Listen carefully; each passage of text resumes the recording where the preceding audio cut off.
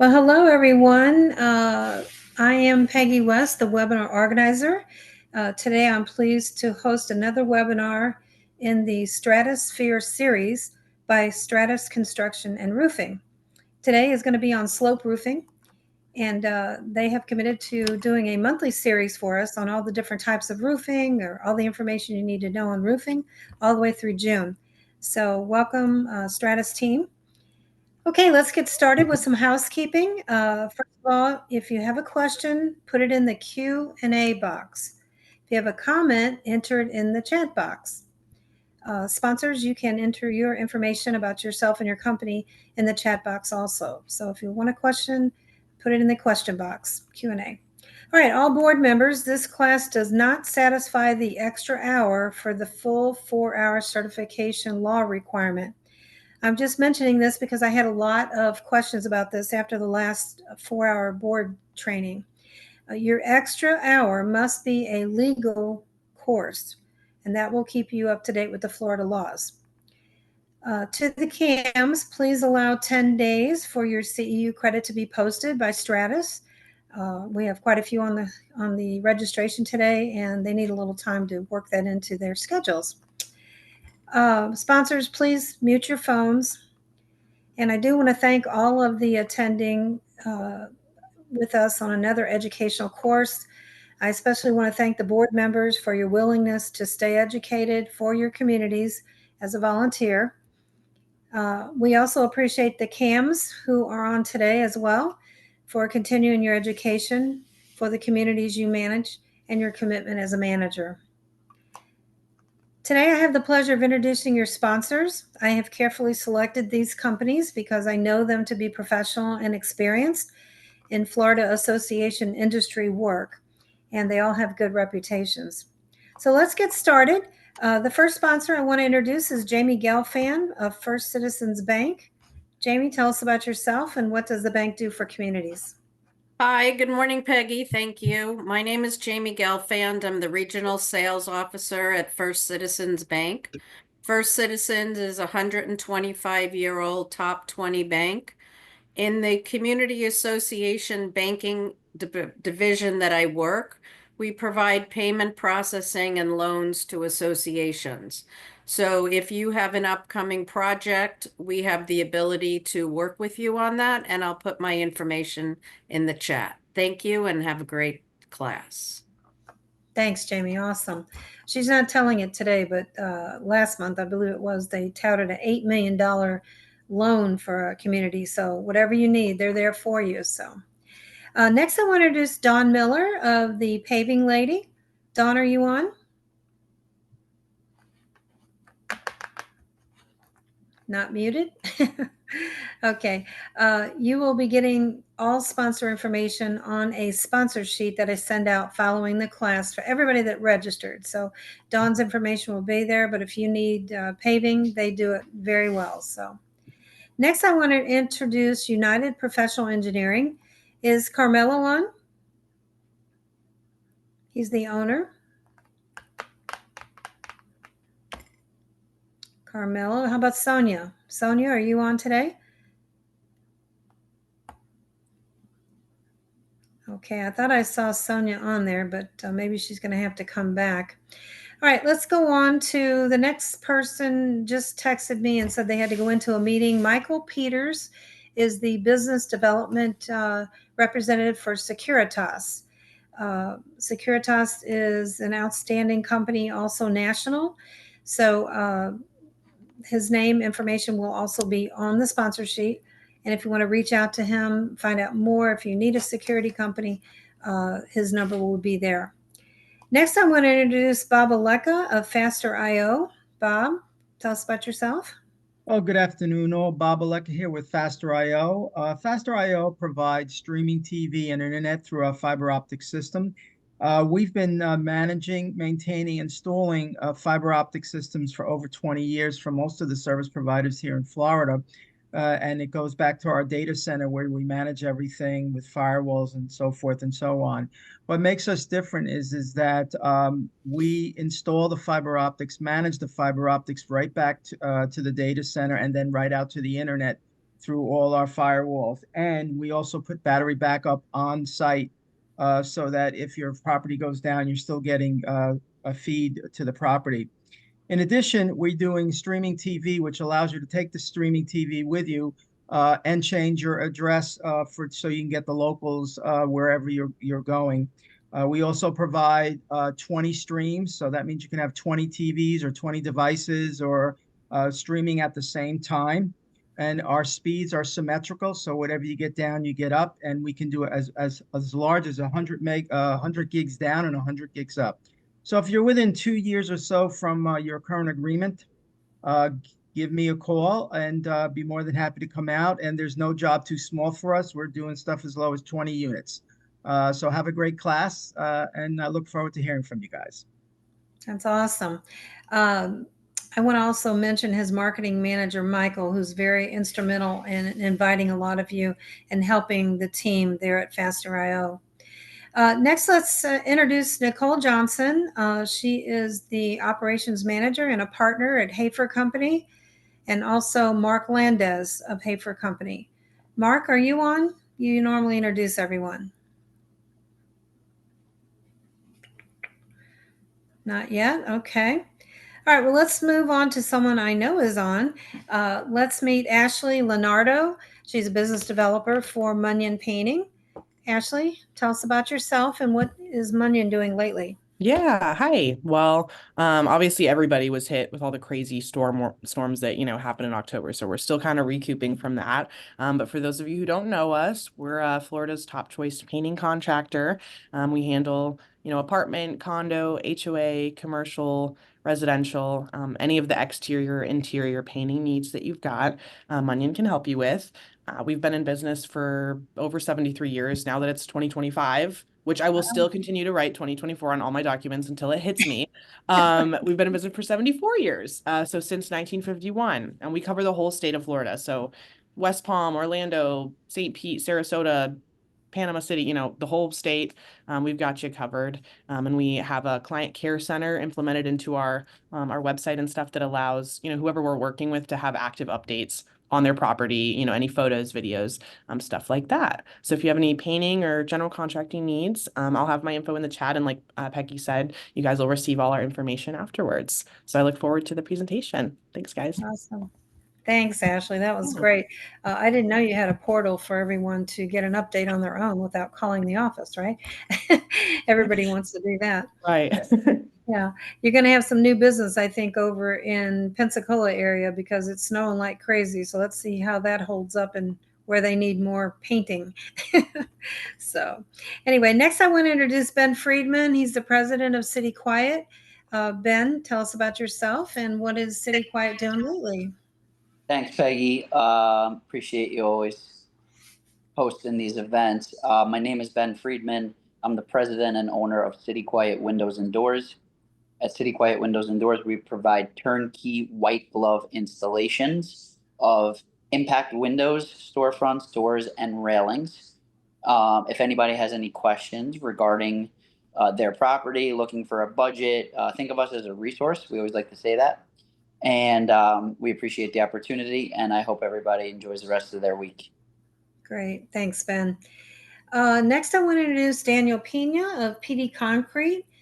Daniel, please tell us about yourself and what you're doing for, your company's doing for the associations.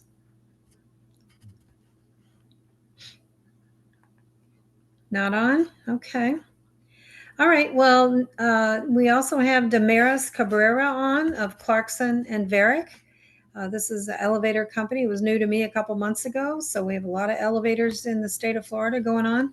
Damaris, what are you doing? And tell us about yourself.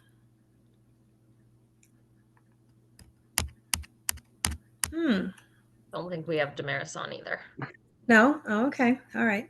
Okay. Last but not least, my wind beneath my wings. I want to introduce Katie Bass. She's with Vinteum. That's the IT support for this webinar, but they also have outstanding websites. Tell us about it, Katie. Yeah, thank you so much for the intro, Peggy. As Peggy mentioned, we've been working with Peggy for a long time, helping host these webinars. But we also focus on providing websites and management solutions for community associations. So that can be HOAs, condo associations, or property management companies. We do have business all across the US, but we have a primary focus in Florida. A lot of that is due to our big focus on compliance. So we know that the recent legislation changed a lot for community associations and what's required as far as websites. Our product will help you get entirely compliant with all of those new legislatures. It's also going to help you improve communication and transparency. So you're going to get a lot of other perks outside of just the compliance piece here. So I would love to get a live demonstration scheduled. We can provide a unique proposal for your community and really help you pick and choose the features that are the best fit for you. So please reach out if you would like to learn more. I would love to get connected. And I have to have an honorable mention to Beatrice DeSalva. Beatrice, will you wave, please? She does an awful lot of work with me, hoping or making these things go through. Great, great return, audience to flyers to whatever I need. So thank you so much, Beatrice, and to your team. Okay, again, I'll be sending out a sponsor sheet. Everybody who registered and attended following the webinar. I want to go right into introducing you to Jerry Diamond. He's the Director of Commercial Business Development and also today's presenter. Jerry, tell us about yourself and also what you're working on, please, and also introduce Phil. Hello, everybody. Happy New Year. My name is Jerry Diamond. I'm with Stratus Roofing and Construction. Stratus has been around for a little over 30 years. They're a full licensed GC and a roofing company. We specialize in multifamily, whether it's condo units, HOA neighborhoods, whatever it may be. We also do residential retail. So needless to say, everybody's been really, really busy with all the storm stuff. And now the cold weather. We'll see how this brings. I'd like to introduce Phil. He's I'm not going to say you're the wing beneath my wings, but you're pretty close to it. But I won't steal Peggy's line. But without Phil, I couldn't go through navigating all this stuff the way I need to give a good presentation for you guys. So that's it in short. And thank you for the great attendance.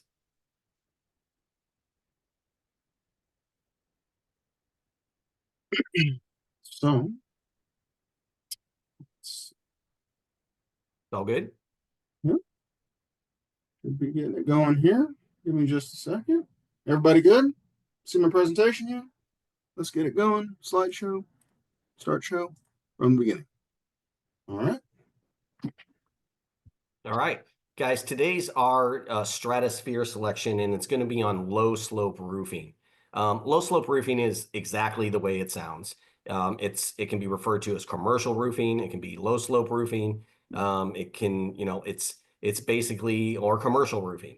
So in the state of Florida, you can't have just no slope, a completely flat. So the minimum is a 1/4 inch pitch on every single roof just for positive drainage.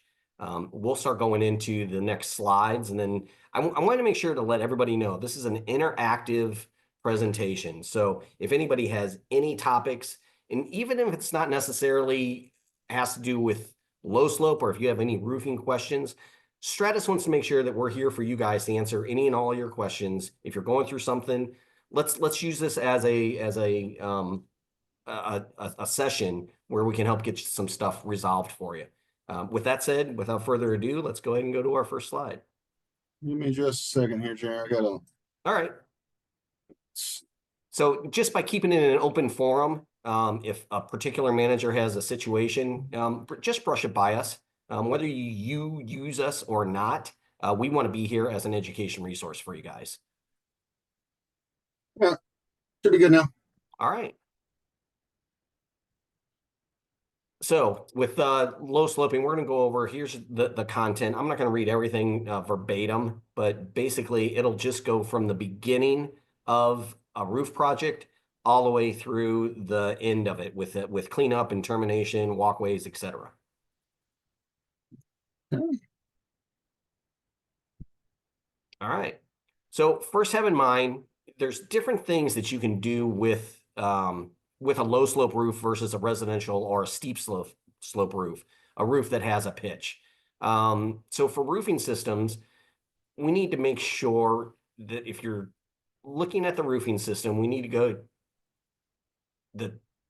well, let me back up. We'll go into the types of roofs, the materials that are required for low slope. It's going to be different than your steep slope with asphalt, metal, or some other products. With low slope roofing, you're going to look for your warranty, the maintenance type of warranty that you're going to get with the certain products. So if you go down below here, you can see that there's a 20-year NDL. NDL stands for no dollar limit on your roof job. So no dollar limit means that exactly how it sounds. There's no dollar on the amount to warranty your roof for if there happens to be any damage. You can get up to a 20-year, sometimes maybe more. Now that is an additional cost. I would always suggest asking for a maintenance plan. If somebody's offering to sell you a new roof, see if you can at least get somebody to sell you a maintenance plan, check out all your penetrations every year, and put that into your budget. Different types of roof. TPO, which is thermoplastic polyolefin. PVC, which is polyvinyl chloride. Fibertite, which is a blend of both. So it's a little TPO and it's a little PVC. A lot of times, attendees, you'll see that PVC is used strategically on commercial projects that have grease traps, restaurants. The grease and the natural fats that come out of those exhaust vents don't eat through the roofing material. So that's one of the main reasons PVC was always brought around.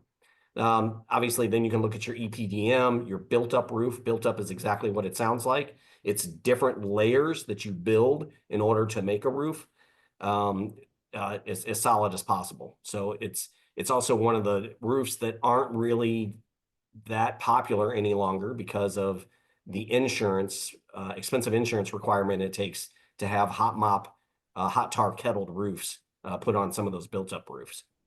All right, new slide. Before we go, I'll just say that the big point of this at the beginning, before you start your project, is have a vision of where you want your project to go. As you can see, there's a lot of options, a lot more options than you would see in a steep slope scenario.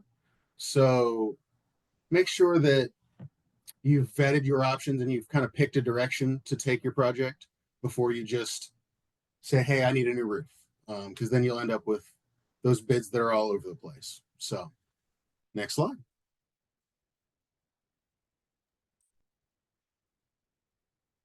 Always start with the deck. A roof, no matter if it's commercial or steep slope, you always start with the deck. And you have to know what your deck types are. So with a flat commercial style roof, you can deal with concrete, you can deal with steel, wood, tectum, or cementitious wood fiber, which is those tectum and cementitious wood fiber are specialty roofs that a lot of times you might see if you have a swimming pool, an indoor swimming pool, where they have to have enough open airspace, and those tectum decks that just requires a different installation fastening pattern on those type of roofs. Mm-hmm. And always find out from your roofer, or your roofer will let you know if you're going to require a vapor barrier on any of those projects. All right, so most common ones you're going to run into on most of the buildings you guys have are going to be steel, concrete, and wood. Those are by far the most popular roof deck types. And that's really the foundation and the structure that anything is built off of.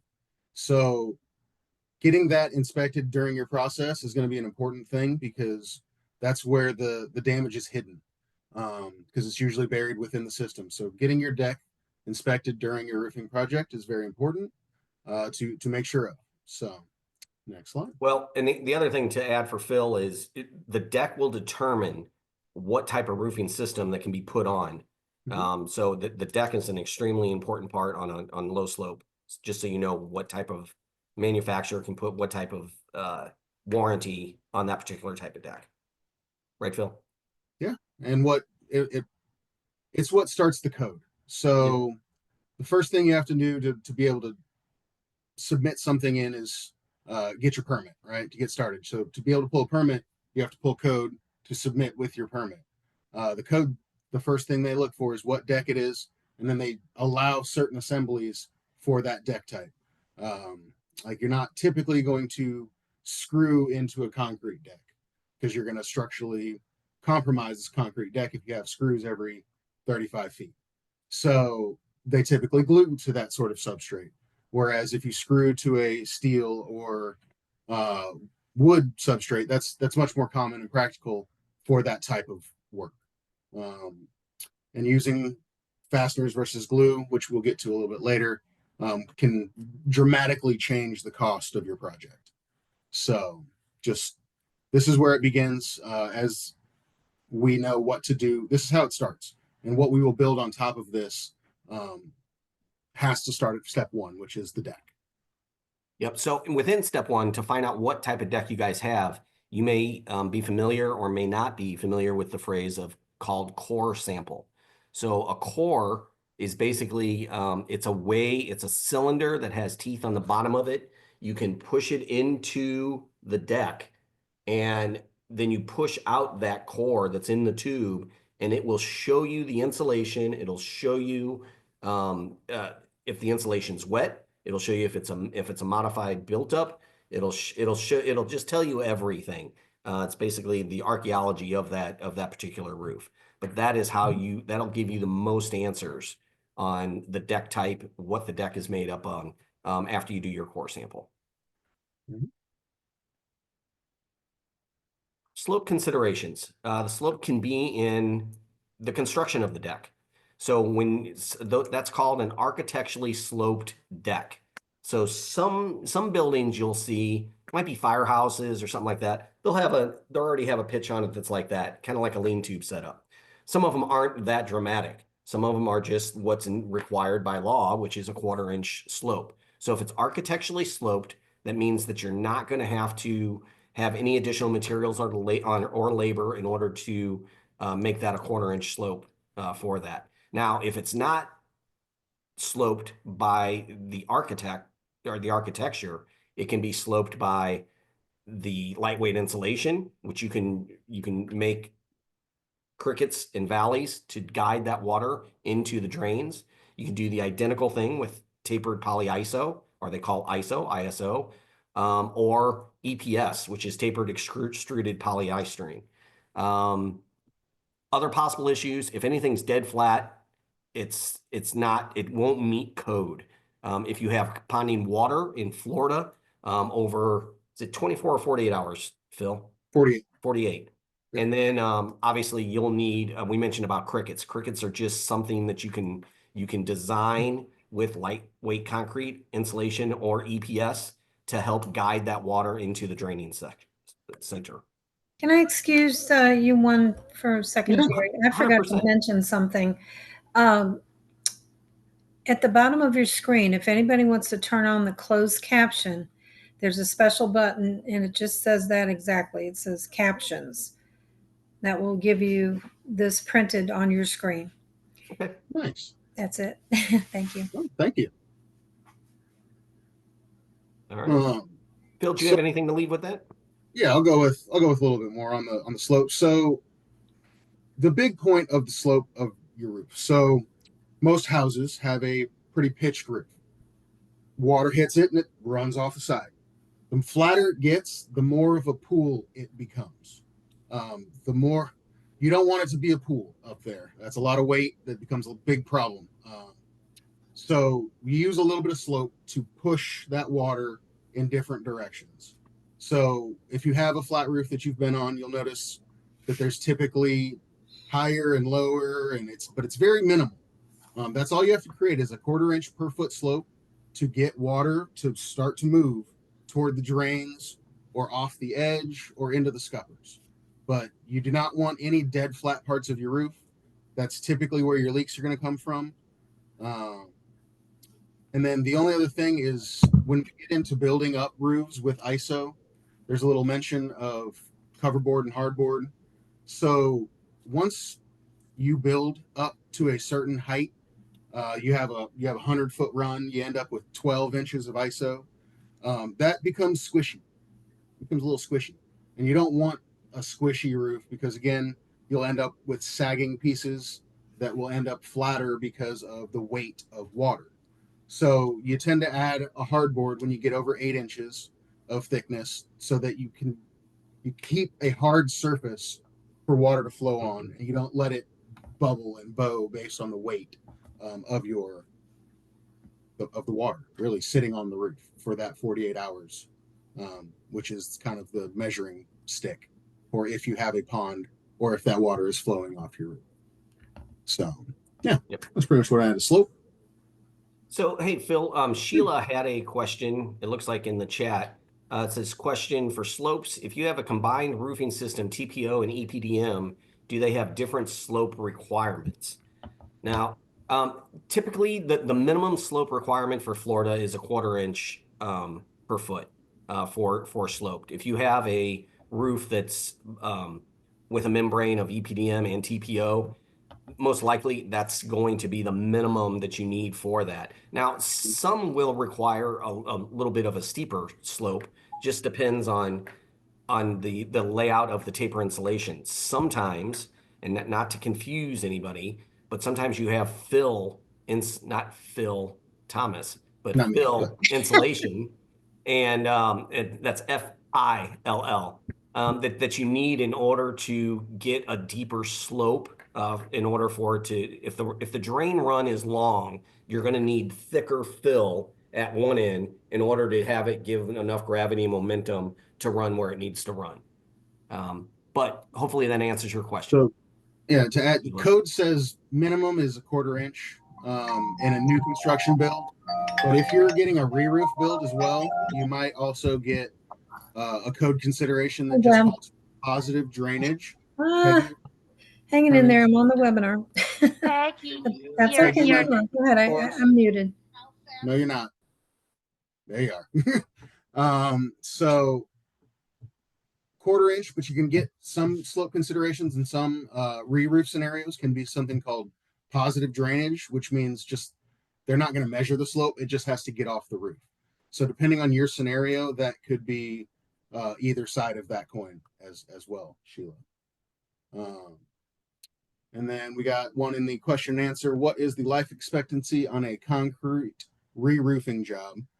That can that life be increased with good maintenance? What would be the age of a well-maintained roof before the insurance company requires a new roof? So concrete roofing job, the only concrete roofing job would be tile. The concrete deck is a part of the structure of the building, which is what we were talking about a little while ago. That isn't exposed until you open up the roof typically, or you can see it if you've got like attic space or you've got visibility directly to the underside of the deck. That's the concrete we were talking about in this presentation. A concrete tile job can be, they call it a 50 years, but I don't know any insurance company that's going to allow you to do a 50-year thing. So kind of don't really know where to go with that answer. Sorry to. You got anything on that, Jerry? I don't. You know, just like with anything, though, to me, maintenance is common sense. If whether you do it for yourself, whether you do it for your car, and absolutely do it for your roof. Anything you do maintenance-wise for preventative maintenance, you'll be doing you and your residents a justice. One more question here. We got crickets. Our HOA is going through a re-roofing project, and they're constantly asking why there is a triangle missing spot on their roof. These townhomes do not have chimneys. How would you best explain the cricket for the residents to understand? So can you guys see my little mouse cursor? Can you see my mouse on this screen at all? Yes. All right. So you run into an edge where you have a chimney. Let's call that a chimney. You see there's kind of a ridge that runs right here, and it goes this way and it goes that way. So this one won't have that problem. But let's say the ridge ran this direction and it ran the water right into the chimney, kind of like you would on maybe a steeper slope roof. What you would build is this existing ridge up into where this ridge is, so that you could run the water this direction and that direction beyond the chimney, so that you don't have water just sitting against this wall, which would then tend to leak over time.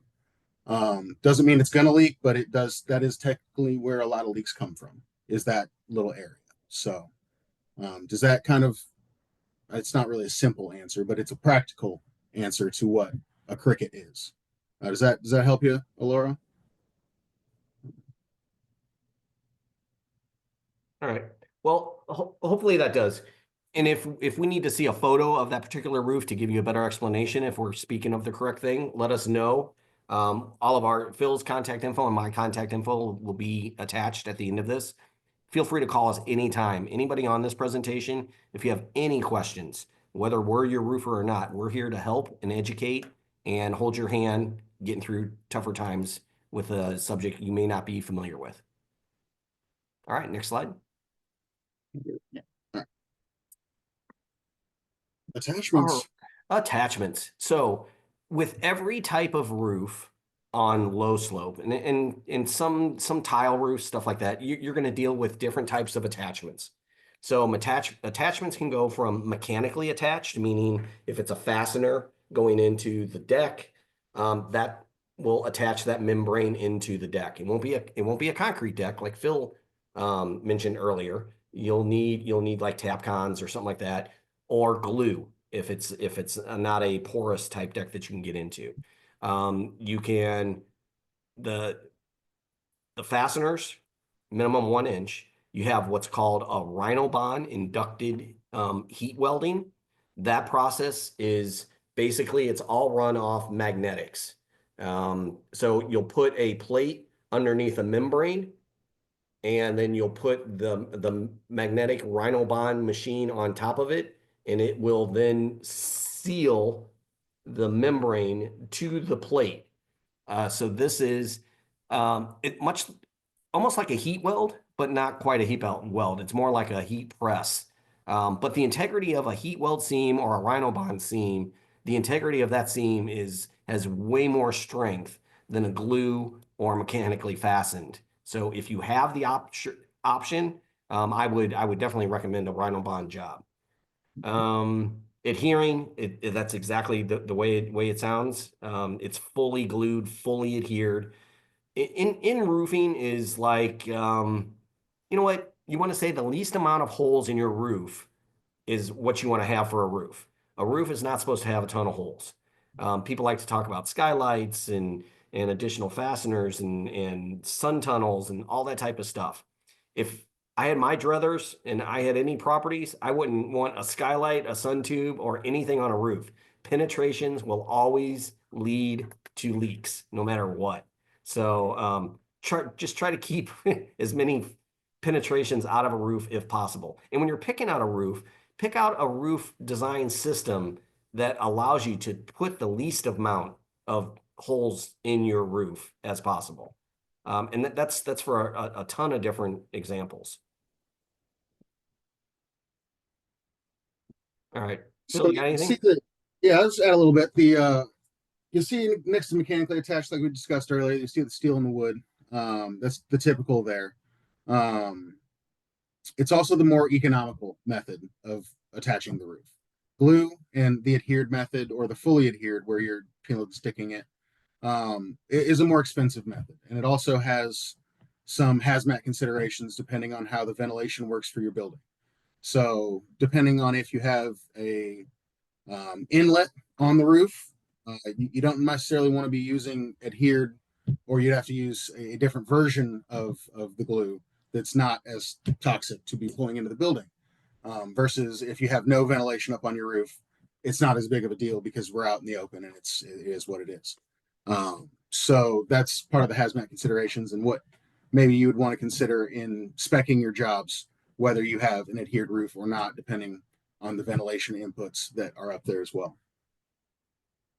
So real quick, there is a question. It says, is a hot rubber roof system or hot mop system better?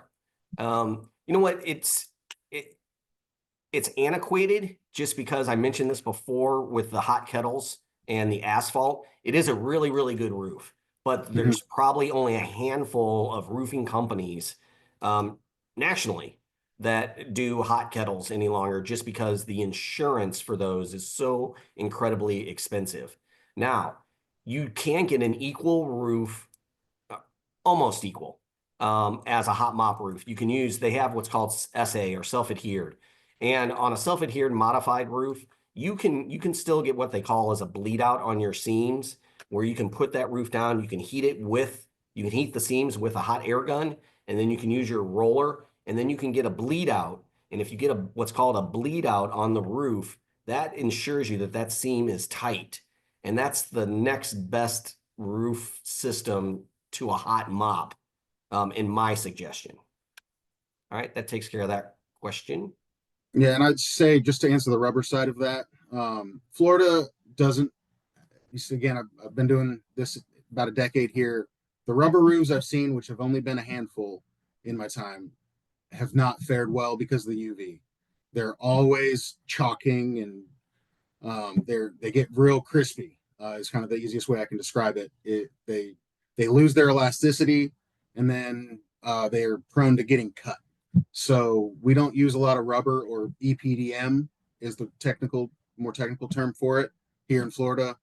They still get brought down every once in a while, but I don't really recommend them very heavily here in Florida just because of the sun. I concur. So let's do the next one. Penetrations and flashings, a lot like your attachments. You'll have penetrations on a roof. That's anything that sticks up out of the roof.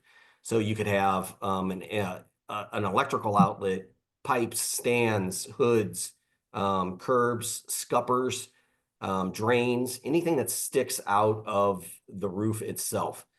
Needless to say, all that has to have separate flashings all around it.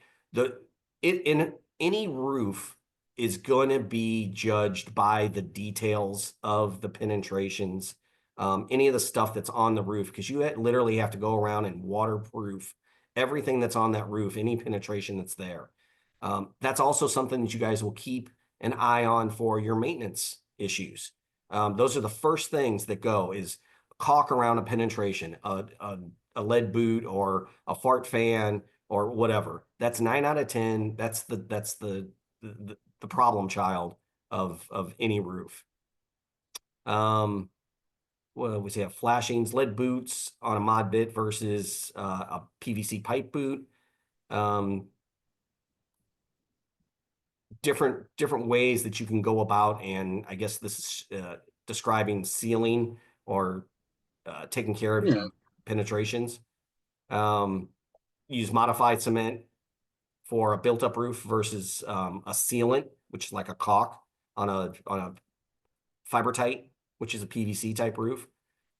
There's other types that you can use where you can use a layering section.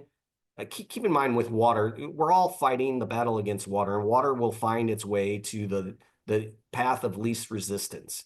So, and when you guys are putting these requests together, or you're looking at your roof, you have to think like water.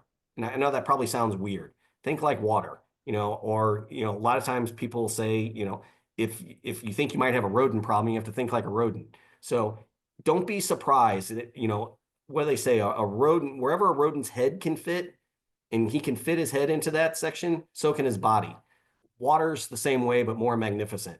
It will find something way tinier than a rat head in order to find the penetration, in order to get you guys wet on the inside of that roof. So just keep in mind, all of those penetrations need to be sealed really well on a regular basis. So, and that kind of goes with the maintenance portion of your duties when you guys have repairs done. Part of this is that each type of roofing has its own style of penetration flashings. So if you have a modified roof, you don't want somebody to necessarily go up there with TPO stuff to fix that roof. And I see it more often than you might realize, that people go up on a TPO roof and they'll put down asphaltic repair stuff. They'll do it I see it all the time. That stuff tends to fail more dramatically faster than it should because it's being applied to not the right base. So when you guys are going about your repairs on all these flashings that tend to be the reason for your calls, make sure that who you're bringing out there is using the right type of materials to flash all of those penetrations back to good health.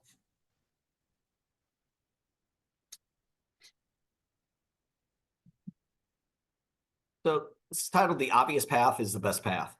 So if you guys just look, this is the picture of a top of a roof, and those yellow designs that you see on that roof, those are called walk pads. Now, the walk pads are that's a piece of material that comes in a roll that is for the entire purpose of what it sounds like. It is a walkway. Now, these walkways are pinnacle to the life of your roof. AC guys, mechanical, HVAC, plumbers, how many, well, I can't get a show of hands, but I can only imagine how many of you cams have people going up on your roof to maintain all of the previous mentioned items, whether it's AC or plumbing, etc. If you don't have those walk pads and they're walking up there and they have to, let's just use an example. If they're plumbers, they have to sweat a pipe. And if they're trying to sweat that pipe and any sparks come down, it falls on that membrane roof, whether it's PVC, TPO, or any other, it will burn through and it will cause you a hole. It'll cause you a hole about the size of a pinhole on a pinhead. And nobody's going to know why that roof is leaking. And you guys will call your roofer. It won't be Stratus. No. You guys will call your roofer and you're going to be like, hey, my roof's leaking. You guys just put this roof on, et cetera, et cetera. So we'll go up there and we know what to look for. And so does any other roofer that's been in business for multiple decades. These walk pads are worth their weight in gold. Whether it's a spark from sweating a pipe, whether it's dropping a box cutter and it actually just sticks in the roof like a lawn dart. I'm dating myself, if anybody remembers yawn darts. Anything like that. So the walk pads on any bid, if it's not on your bid, make sure it gets put in your bid. It is the lifeline of protecting that roof. It's a walkthrough. Think about your carpet at home in a main thoroughfare in your living room. If you've got a rug or a carpet, and we're in Florida, so not many of us do. But if you just have a basic runner, you can see how much traffic is on that floor just from the people in your house and pets and animals. Imagine what that roof would look like if you didn't have those walk pads. So also there's a safety element to it, and I don't like to call it a liability element, but it can be. So there's some big commercial properties have sheer edges. The roof runs and then it runs off and it's straight down.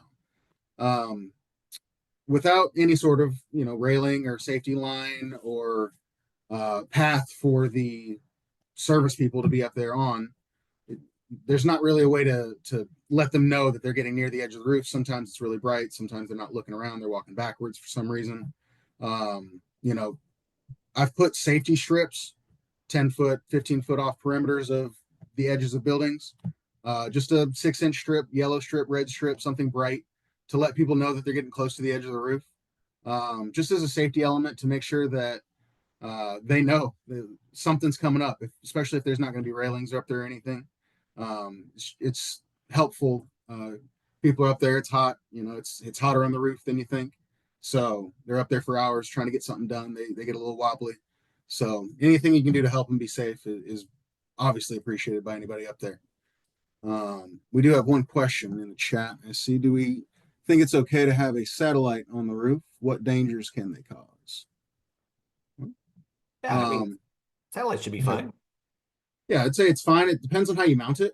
I've seen the ones where they're just sitting on a frame full of about 10 cinder blocks.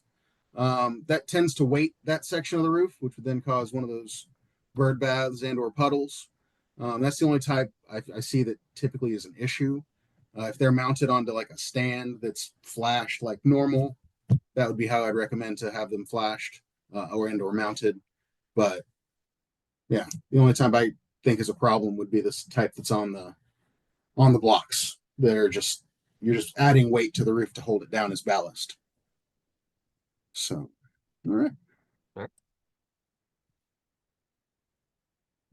Terminations. Terminations.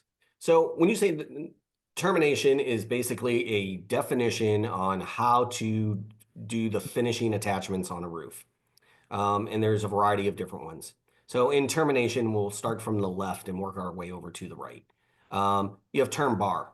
So term bar is basically, most things in roofing come in 10-foot section. If it's strip edge, if it's term bar, if it's gutters, almost everything comes in 10-foot sections. The termination bar is a thin aluminum piece of metal that typically has holes in it that are 6 inches on center, whatever's preferred to have for the install. What that does is when you have a membrane and it rolls over off the top of the roof, you can use termination bar. And once you roll that over, then you'll put that bar and then you'll drill it. And then that will hold that membrane on tight once it goes up and over the wall. Or if it's just up the wall, you can terminate it for that portion. Counter flashing works out to be this. You have flashing and you have counter flashing. The coping cap we mentioned, that can be another way to, I guess it's not officially terminating, but coping cap is if you want to run your membrane up over the wall, which I think is a good way to do it just because you don't have any seams. It's just it's a solid covering underneath, and then you put the coping cap, which is always made of metal. That may require some additional cost.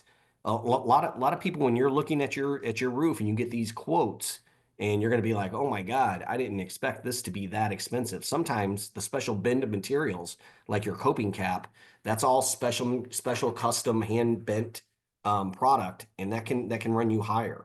So when you're looking at your roof, just be sure that you know what's up there and don't have sticker shock if you have to have some of that stuff custom made.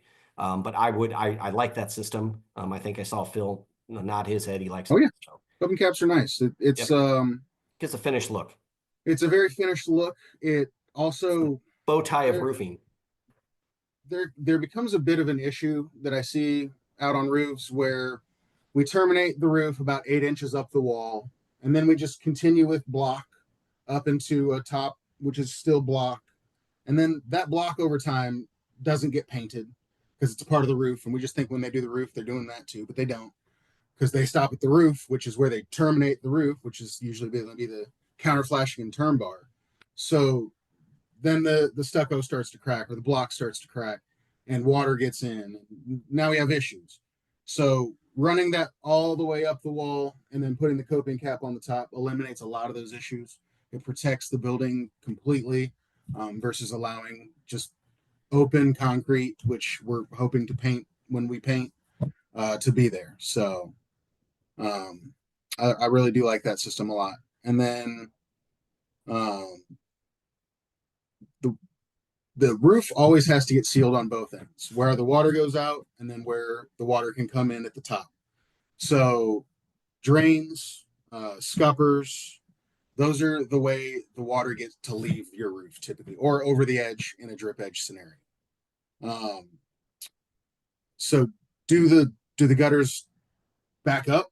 Are there tree coverage all over the place? Do we need to get up there every year and clean those out?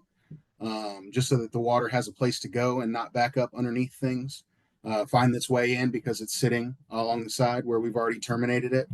But we've only terminated with fasteners, which doesn't make it impenetrable to water coming back up and under it. So making sure the water has a place to flow off the roof afterwards is very, very important. So Jerry, you got anything else on this one? I don't. Just something that everybody needs to remember is a low-pitched roof or a flat commercial roof is always installed to be a watertight roof system. And watertight meaning exactly that, watertight. You will need to, it's not going to ever be the same as a shedding system, like on a steep slope roof. So the difference between watertight and shedding is exactly that. On a steep slope roof, you're going to have layers upon layers upon layers that'll go down in a direction where wind-driven rain and water can't penetrate it. On a low slope roof, we design these, manufacturers design them to be a watertight project. That's all I had on that. got a question on the gutters. We got 75 buildings, some which have gutters, some with downspouts, some don't have the downspouts, which is preferable. So as far as the roof is concerned, I would say as long as the water is flowing, doesn't matter. I would say on an erosion standpoint, you probably want the downspouts so that you can direct the water away from the building. You don't want to have water just splashing at the foundation of your building. You're going to erode underneath that building over time. So having the downspouts and maybe directing that downspout away from your building is probably the best bet. As long as you don't have heavy tree coverage, allowing the gutters to back up and then back water up into the building would be how I would probably answer that question for you, Carlton. Think so, Jerry? Yep. Point on. Good job. Cool.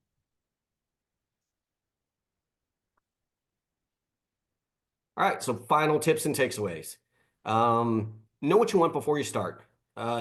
Think about the scope of work, with the type of warranty, any special request. This could be anywhere from saying, hey, you know what, we've got a lot of elderly people in our neighborhood. We'd like to make sure that we have a spotter or somebody that's going to make sure there's caution tape by the front doors where they can walk out and not feel like they're going to get hit in the head with any falling debris.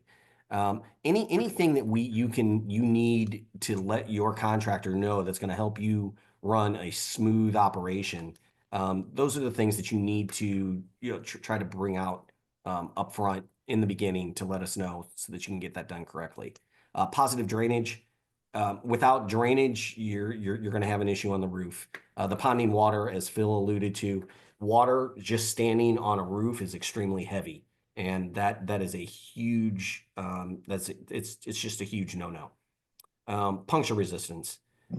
We mentioned about the importance of having the walk pads on the roof. Service workers are up there all the time. It's not their roof. It's not their building. They're there to get something else done. You're paying them for something else. They're not going to pay attention to it. Make sure you have walk pads up there. And check all your licenses. No matter what, get 3 bids, check their licenses, work out a negotiable, palatable payment plan. A lot of times on commercial roofs, it'll be a third, and a third, but all that stuff's negotiable depending on your contractor. So just think about those type of things. The only takeaway I have for everybody on this call today is I do want to bring something to everybody's attention, and we'll make this really quick. With these hurricanes, they're going to start allocating materials. They're going to start giving price increases for materials. There's already a price increase. I think, Phil, we saw one coming up through April that there's going to be price increases. There's going to be materials that are going to be hard to get. This may wind up being reminiscent of 2020 when we had such a hard time getting materials because there's so much widespread damage, not just in Florida, all over. So keep that in mind. And if any of your distributors or contractors say, hey, you know what, we need to get this taken care of right away. We need you to sign so we can start so you don't have these increases happen. They're not saying that just to get you guys to get it happening faster. They're telling you that because you may not be able to get that material ever, or it may be 3 times more expensive. Or it'll be 6 months from now. Yep. So with all that said, unless Phil has something, we got a couple more questions here. Yeah. Maintenance, just going over maintenance in general, maintenance recommendations for these low slope roofs. I'd start with most of your roofs require, if you have a warranty on your roof, I promise you have an annual maintenance requirement that is in your warranty. You get up there, you typically you can hire a contractor. We'd come out, inspect your roof. Or you can get up there if you have a maintenance man that's capable. He can get out there. The idea is that you're cleaning out the drains, making sure that there's not a bunch of yard debris or tree debris blocking the water flow. You're looking for punctures. You're looking for delamination between the layers. If you have a modified or if you had an adhered roof and you notice that it's starting to bubble for some reason, you're looking for deficiencies. The caulk is gone in some of these pipe flashings. The term bar is loose and has been rattled loose by some. A squirrel has come up and eaten this lead boot over here. There's all kinds of things that you'd find, and you'll see depending on the part of area. You know, I've seen bullet holes in roofs from people just shooting upwards. Wild things happen over the course of a year. So getting out there every year, looking at it, noting deficiencies, fixing things that are problems will just make your building last longer. You'll have less leak, less issue. Maintenance recommendations are really just an annual get up there and look at it. Hire somebody to get up there and look at it. If you note something that's wrong or something that's missing, put it back and fix it. Don't ignore it just because you don't look at it every day. When something goes wrong with the roof, it tends to make something else in the building go real bad too. So, anything else, Jared?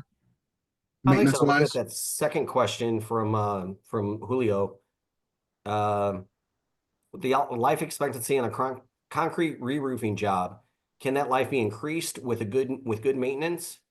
What would be the age of a well-maintained roof before insurance companies require a new roof? All right, so that's an open-ended question or a trick question, because the insurance companies will let you know when you need a new roof. And I'm not sure if there is any rhyme or reason to it. You know, a lot of times if it's the original roof that was on there, they're going to be like, you know, it's now 18 years old and you've been lucky, but now you have to get it replaced. I've seen, and Phil might be able to chime in, I've seen people with roofs that are 8 years old that the insurance company is telling them that they have to get. So I don't have a solid number for you as far as that goes. But on life expectancy of a concrete tile roof, you know, typically tile roofs can last a fairly long time. But I mentioned this in our conversation earlier. It's a shedding roof system. Tile roof is very heavy. It's also a very porous product. And that entire roof, the integrity of that entire roof is based on the underlayment only. If there's an open valley or if there's anything that sunlight can shine in there, I mean, you know, and get UV rays can damage some of that material in the valleys. You know, that can be a problem. If you walk on a concrete tile roof for maintenance, or you try to get it power washed with too high a PSI, that can split them in half.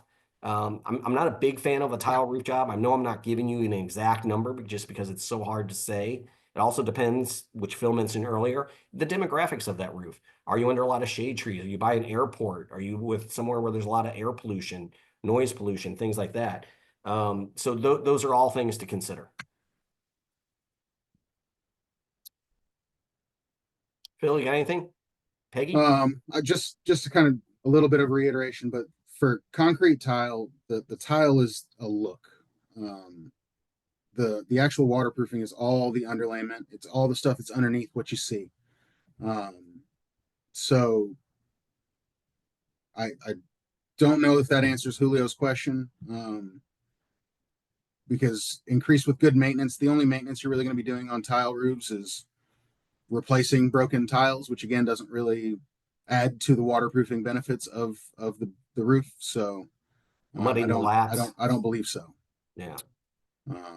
And then are there any other questions? That's really where we're at with the show. We thank you guys for coming. So Jerry, you want to close? Oh, wait a minute. Popped in. Hold on. Good. You know what? We're always very gracious and blessed that you guys keep us in mind. Peggy, we're always happy to be part of your team. You do a great job.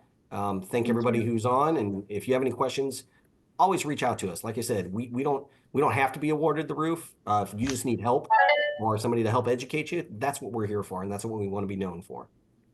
Thank you. Okay. Well, thanks again. I'm saying thank you one more time. I'm going to tell you about some upcoming webinars. We're tentatively going to have Jerry and Phil on again on February 5th. We haven't selected which course it's going to be, but watch for the flyer. February 18th from 9 a.m. to 1 p.m., board members, we're going to have another board training, and it's going to be by Lime Management. The owner of Lime Management is going to present that. So watch for the flyer. But today, please save your date. 9 a.m. It's a Monday morning until 1 p.m. We're going to do it continuously and knock it out for you. March 2nd, I just set up a webinar for Karen's Engineering. They're going to be presenting a new class. So look for that. That will be coming. And of course, I got some more that I'm planning. Thank you, sponsors, Jerry and Phil. lot of Peggy, I had a information. quick question, Peggy. Sorry to Sure. interrupt. Is it appropriate to ask any of the people that are on this or any in another email, what topics would they like to hear from a roofing professional? What topics Absolutely. would be most interesting? And how many of you can gather 800 people so we can have a record-breaking webinar? But I do want to find out what topics would draw a larger crowd that we can help out Absolutely. immediately, and we'll go from there. At the Yeah, so end of the webinar, when the people leave, they go to a survey, and then there's a box that said recommendations for future webinars. So here, please ask everyone if you have any ideas to please comment there. It's an automatic form, and then I will follow the results for Peggy. Absolutely, no problem. Okay, other than Valentine's is around the corner, don't forget your Valentine. I'll see you next time. Thank you, guys. Thanks, guys. Bye bye.